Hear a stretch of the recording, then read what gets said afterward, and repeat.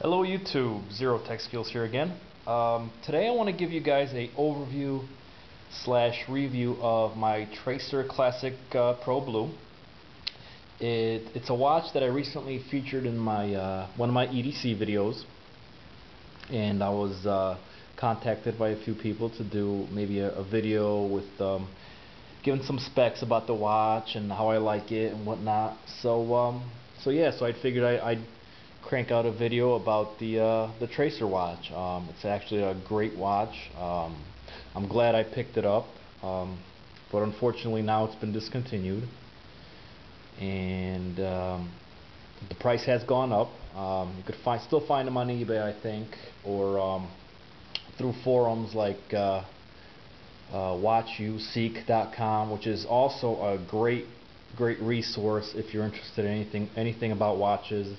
You want to know anything about a watch, pretty much, check out watchuseek.com. You can find deals on watches there too. So this Tracer is unfortunately discontinued now.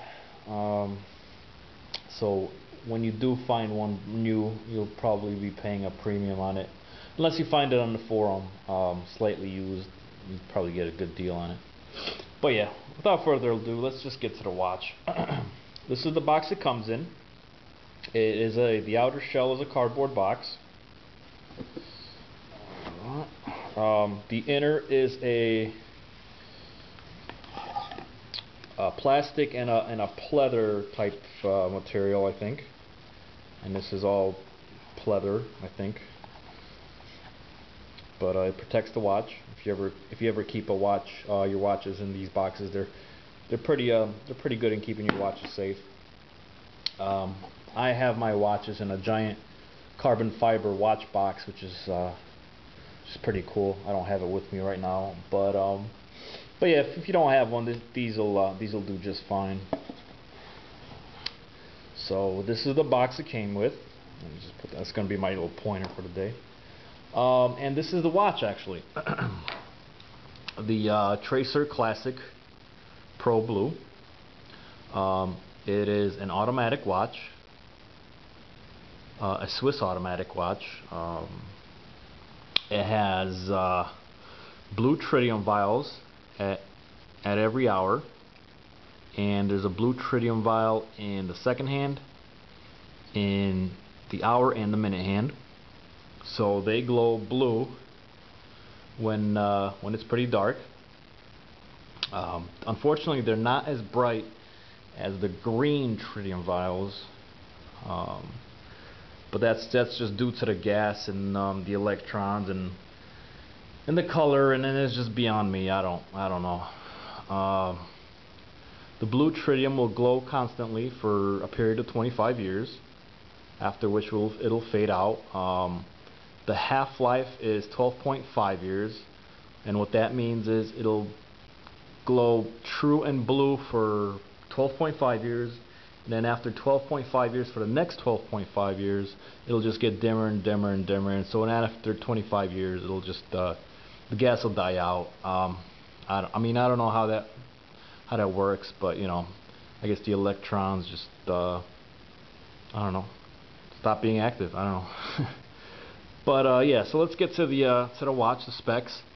It is a 40mm around watch. The lug to lug is 22mm.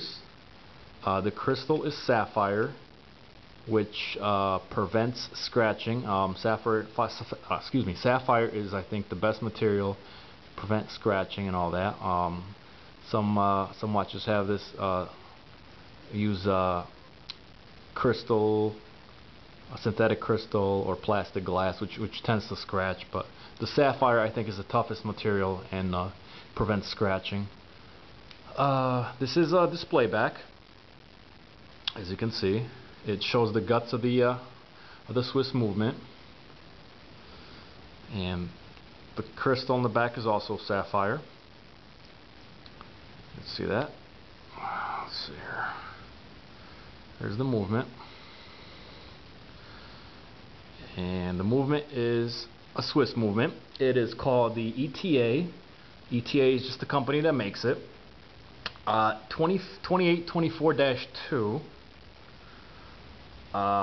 It is a movement that is used in some Rolex watches. I think the Rolex two-door. I know Cartier uses this movement in some of their models.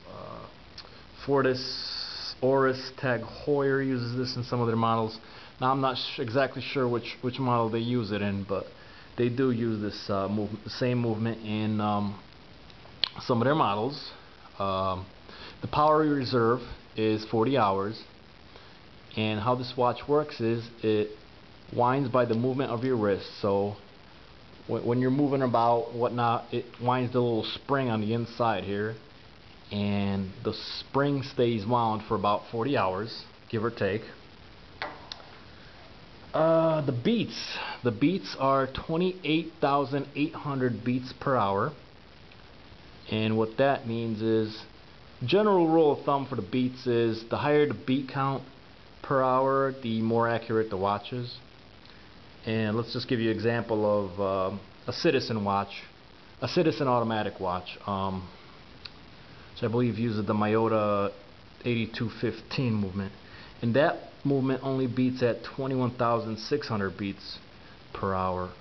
So this Swiss movement is a little higher in beats, and generally speaking, the accuracy is better on the higher beating movements. So that's just a general rule of thumb. Alright, let's get to the material. This watch, the outer part and the bracelet is coated in a PVD. What it is all it is just like a powder coating, except it is pricier, and it is thinner. The powder coating is thicker, but the PVD coating is actually a couple microns thick, but it generally lasts longer and is more impervious to scratches than a regular powder coat. So I guess that's why this watch was a little pricier. But yeah, so I think I'm running out of time here on this camera. But so yeah, so this is the watch. It's a great watch. Unfortunately, it's discontinued. And if you could find one for a good price, I say pick it up. It's a great little watch. Never had a problem with it. It's accurate, and I really loved it. So